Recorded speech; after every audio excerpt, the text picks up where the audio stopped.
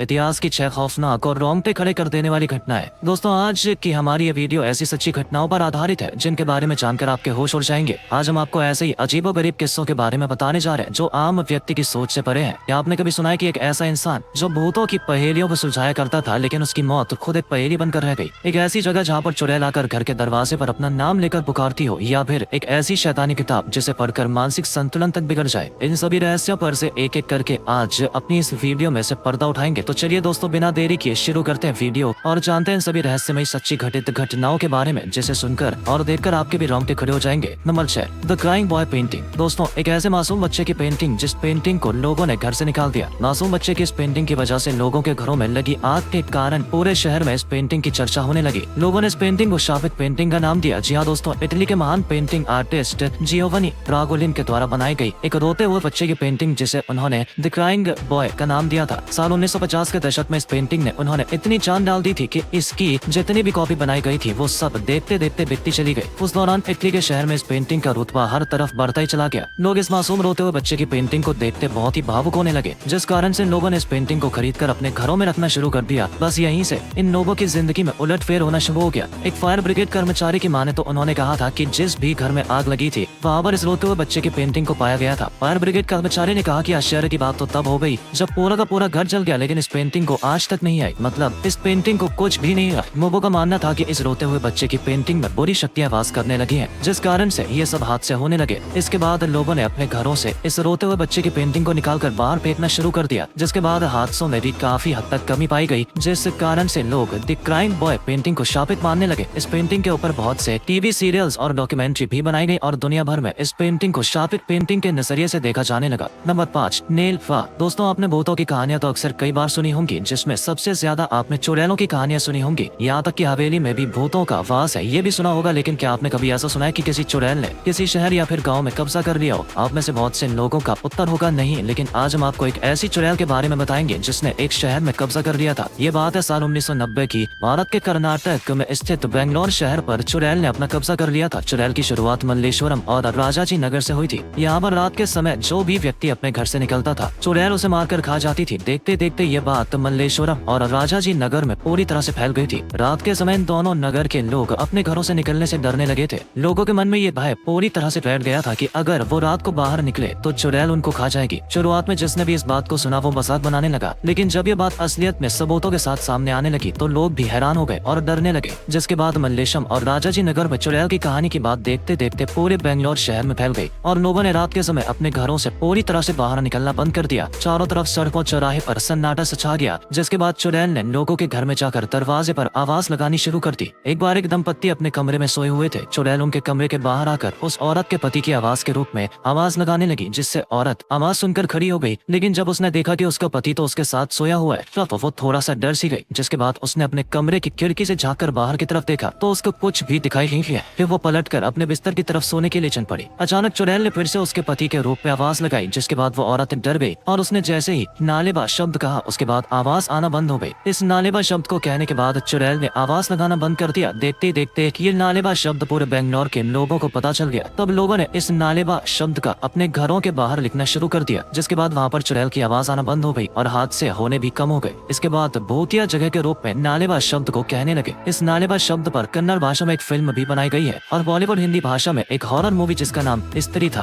उसकी कहानी इस नालेबा जगह के साथ पूरी तरह से मेल खाती है। क्या आपने सुना है कि इस नालेबा के बारे में? तो हमें कमेंट करके जरूर बताएं। Number 4, Gaurav Tiwari death and enigma. एक ऐसी मौत की घटना जो आज भी एक पहेली बनी हुई है, जिसने दिल्ली जैसे बड़े शहर में द्वारिका सोसाइटी को भी हैरान करके रख दिया। एक ऐसा व्यक्ति जो भूतों से नहीं डरता था, भूतों के बारे में काफी जानकारी रखता था, जिसे लोग पैरानॉर्मल एक्सपर्ट कहकर पुकारते थे क्योंकि वो इंडियन पैरानॉर्मल सोसाइटी के सीईओ थे। इस शख्स का नाम गौरव तिवारी था। गौरव तिवारी 6000 से भी ज्यादा ऐसी डरावनी जगहों पर अपनी रिसर्च को अंजाम दे चुके थे जहाँ पर किसी के भी जाने की हिम्मत नहीं होती थी। गौरव तिवारी रात के समय में भी ऐसी डरावनी जगहों पर जाते और अपनी गैजेट की मदद से भूतों से बातें भी किया करते थे। गौरव तिवारी का मानना था कि जैसे हमारी जिंदगी है वैसे भूतों की भी जिंदगी होती है। जब तक कोई उनकी लाइफ में दखल न डाले तब तक वो भी अपनी लाइफ को नॉर्मल तरीके से जीते हैं। इसके अलावा गौरव तिवारी ने मेन वर्ल्ड के एक इंटरव्यू में ये भी कहा था कि 98% भूतों की कही जाने वाली बात केवल अफवाहें होती है, सिर्फ 2% ही असलियत में सही पाई जाती है। एक बार गौरव तिवारी अपने घर में अपने बेडरूम में अपनी पत्नी के साथ लेटे हुए थे, तब उन्होंने अपनी पत्नी से एक बात शेयर करते हुए कहा कि उसे कोई अद्भुत शक्ति अपनी ओर खींचना चाहती है और अपने साथ चलने को कहती है। इसके बाद 7 जुलाई 2016 का वो दिन जब गौरव तिवारी अपने कंप्यूटर में कुछ काम कर रहे होते हैं। थोड़ी देर बाद गौरव तिवारी बाथरूम जाते हैं। जैसे वो नल को खोलकर पानी के कुछ चींटे अपने चेहरे पर डालते हैं, उसी वक्त एक जोर की आवाज आती है और ये आवाज गौरव तिवारी के गिरने की थी। जब घर के सदस्य ने जोर से गिरने की आवाज सुनी तो वो गौरव तिवारी के कमरे की तरफ भागे और देखा कि गौरव बाथरूम के फर्श पर बेसुध हालत में गिरे हुए, जिसके बाद उनको उठाकर लाया गया। जब डॉक्टर ने आकर गौरव तिवारी को देखा तो गौरव की मौत पहले ही हो चुकी थी। आश्चर्य की बात तो ये थी कि गौरव को ना तो हार्ट अटैक आया और ना ही उनके शरीर पर किसी भी तरह की कोई चोट के निशान थे। ये सारी घटना एक पहेली से कम नहीं थी। आज तक भी ये नहीं पता चल पाया कि गौरव तिवारी की मौत कैसे हुई, जबकि वो खुद एक पैरानॉर्मल एक्सपर्ट माने जाते थे। भूत प्रेत चुड़ैलों की पहेली की तरह आज भी गौरव तिवारी की मौत भी एक पहेली बनकर रह गई है। अब हम अपनी इस वीडियो में आगे बढ़ते हैं और आपको कुछ और सच्ची घटनाओं और आधारित अजीबोगरीब किस्सों के बारे में बताते हैं, जिसे सुनने के बाद आपकी आंखें खुली की खुली रह जाएंगी। Number 3, island of death. दोस्तों, एक ऐसा आइलैंड जहाँ पर भूतों का मंडराता है साया। हर कोई इस आइलैंड पर जाने से डरता है। दोस्तों, इटली के वेनिस और लीडो शहर के बीचों बीच वेनेटियन खाड़ी में स्थित